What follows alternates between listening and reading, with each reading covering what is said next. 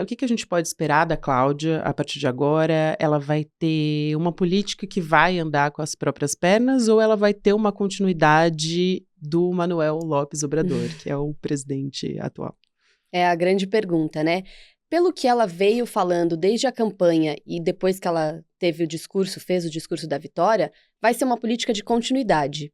A ideia é continuar principalmente com os pontos altos do governo do Lopes Obrador, mas ela tem algumas características que devem ter aí, por exemplo, alguma complementariedade às políticas dele. Então, o que a gente espera é que ele saia de cena, mas ele vai continuar sendo um mentor político dela e do governo dela, e ela vai ter aí alguns recursos e alguns até conhecimentos a mais, principalmente em área ambiental, a questão de costumes, para tentar dar passos a mais no que vinha vindo fazendo o governo dele. Agora, política econômica, política da questão principalmente das obras sociais, dos programas sociais, isso é tudo continuidade, pelo menos pelo que ela diz. Dá pra gente contar um pouco da história dela? Porque ela foi uma prefeita importante, né? Sim. Saiu com uma postura, com uma visão técnica por parte dos eleitores dela. Uhum. E também ela é uma pessoa que cresceu na vida acadêmica, que tinha uma mobilização também de esquerda, a família dela também. Então, o que que a gente pode contar sobre a trajetória da Cláudia Sheinbaum?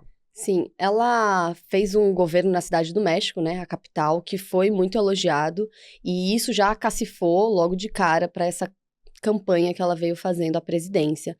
O fato dela ser muito técnica a aproximou de muitas pessoas da vida acadêmica, muitos professores, muitos pesquisadores. Então, ela tem uma visão muito forte, muito pragmática na questão ambiental.